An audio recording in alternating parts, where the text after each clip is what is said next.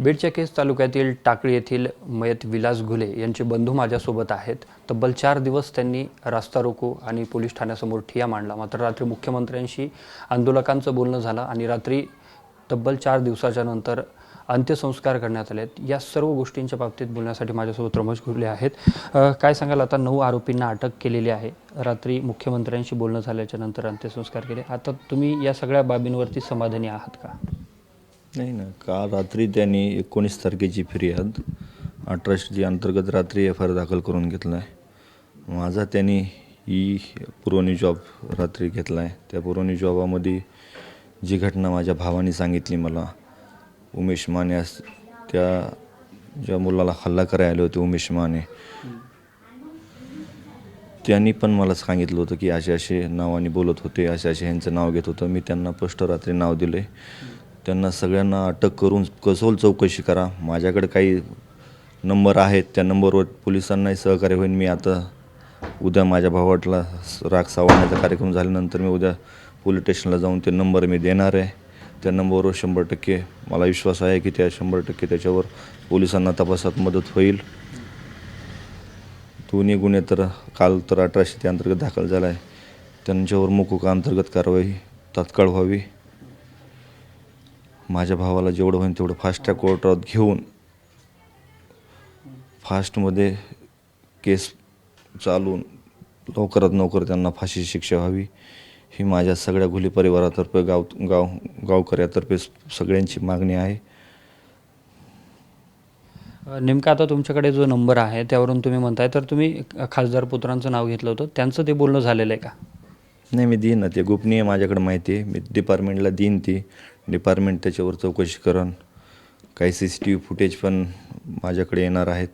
ते आल्यानंतर माझं मी देईन डिपार्टमेंटना. मात्र आता SIT गठीत झाली, पोलीस तपास सुरू केलेला आहे पोलिसांनी. SITकडे तो तपासही वर्ग झाला आहे. तर या सगळ्या गोष्टींवरती तुम्ही समाधानी नाही आहात का? नाही, मोकोका व्हायला पाहिजे. न्याय मिळूच तर मी कसं समाधानी राहणार आहे?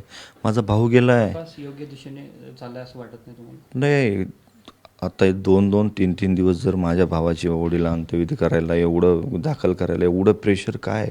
भाऊ गेलाय माझा, किती प्रेशर.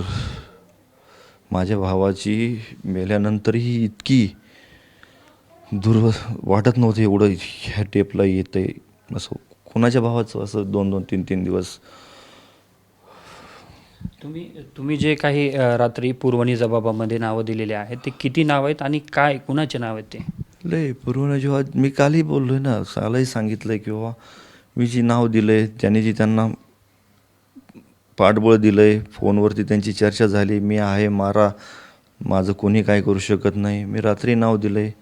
ते नाव दिलं आहे, त्याने पोलिसांनी त्यांना अटक करून सखोल चौकशी करावं. तपासात 100% निष्पन्न होणारच आहे. कोण म्हणत होतं माझं काही होऊ शकत नाही किंवा मारा? नाही, मी कालच सांगितलं आहे. उमेश मानेने सांगितलं, मी बी सांगितलं आहे. सौरभ सोनवणेचं मी क्लिअर स्पष्ट नाव घेऊन सांगितलं आहे.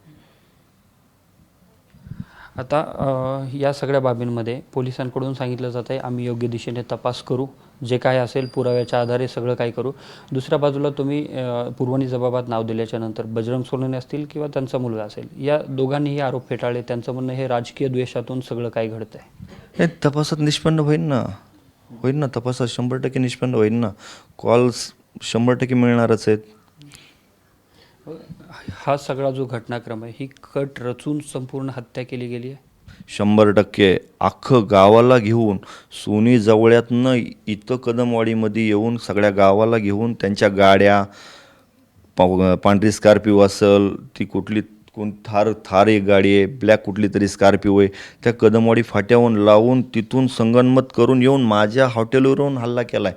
तिथून त्यांनी पळ काढल्यानंतर पुढं येऊन पण अडवलं आहे त्यांना, आणि अडवून परत तिथं माझ्या भावाला चाकूने घुसून मारलं आहे त्यांनी. आता पुढची काय तुमची दिशा असेल, कशा पद्धतीचं पुढचं पाऊल असेल, आणि रात्री मुख्यमंत्र्यांनी तुम्हाला काय आश्वस्त केलं आहे? हो, त्यांनी सांगितलं की न्याय मिळवून देतो, हे आरोपी सगळे अटक करतो. मला वैयक्तिक मुख्यमंत्री स्वतः बोललेले नाही आहेत.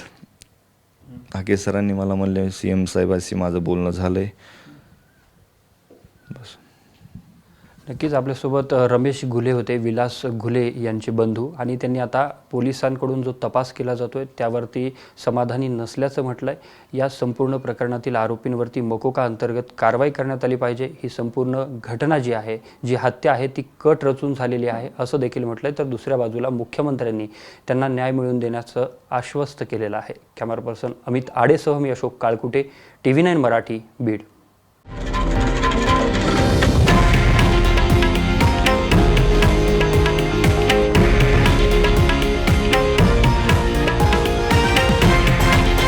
हे आहे देशातील नंबर 1 न्यूज नेटवर्क आणि आपण पाहत आहात TV9 मराठी, एकमेव.